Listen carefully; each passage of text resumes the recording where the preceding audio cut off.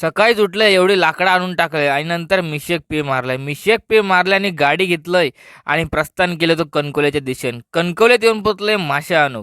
हे बघा हे कुर्ले ते 700 रुपये किलो होत आणि बाकी सगळ्या म्हावरा पण सगळा महाग होता. एवढा महागाचा का परवडणार नाही म्हणून मांदेले आणि कांटा घेतलंय आणि घराची वाट धरलंय. तेवढ्यात आठवला मांजरांचा गोलमो पण घ्यायचा. तो गोलमो घेतला आणि ह्या रखरखत्या उन्हातनं ही मधीच उसाची गाडी दिसली.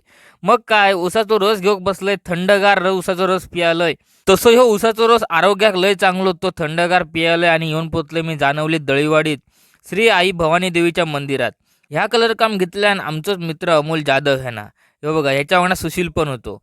हे दोघं हे कलर काम करत होते. बरोबर 1:30 वाजता घराकडे येऊन पोचलोय तर आजी अकडे नारळ फोडण्यासाठी वाट बघत होती आणि ही हे मांजरा मासे कधी घालता ह्याची वाट बघत होती. मासे आणूक माका उशीर झालो म्हणून आजीकडे बर्ड्याचा कालन करून घेतला नव्हता. कालनाकडे शिजत अगत मी अकडे मासे व्यवस्थित साफ करून घेतलंय आणि तेवढ्यात मम्मीकडे तवसा किसूक घेतलेल्या. आता तवसा किती हे तुमका प्रश्न पडलो असतो. तवसा बाकी हे का नाही हो, त्याच्या करूचे होते हुंडे. आता ही तवशी होती गणपतीत काढलेली, ती अजून कशी राहिली बघा. आणि ह्यो हा तांदळाचो कनेळ. खालच्या टोपात होतो तांदळाचो कनेळ आणि हकडे चुलीवर शिजत होता किसलेला तवसा. आणि ही होती हळदीची पानं उंडे बनवण्यासाठी. हय उंडे होईत अगत मी येऊन पोचलोय माळावर. माळार किती आता काजीच्या बागेत. काजीच्या बागेत तिला हळी जरा फिरलं आहे, नंतर जरा थोडा वेळ बसले आणि परत थेट येऊन पोचले तो घराकडे. घराकडे इले तर हय उंडे तयार झालेले होते, फक्त काय शिजूचे होते. आता हे उंडे शिजान झाले. आता ह्यो टोप खाली उतरतले आणि नंतर परत दुसरं टोप ठेवतला. चुलीवरचं टोप आजीन हळूच खाली उतरून घेतल्यार आणि भुतुरले उंडे एक एक करून सगळे व्यवस्थित काढून घेतल्यार.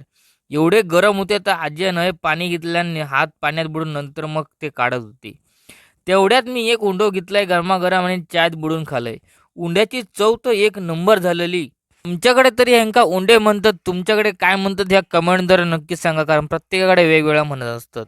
आता हे मम्मीन मस्तपैकी मासे रांधू घेतलेले आहे. मग काय आता बघता बघता जेवण पण झालं. आता आम्ही बसलो जेव आणि आज या जेवणात मस्तपैकी कांटांचा सार, भाजलेली मांदेली आणि उंडो.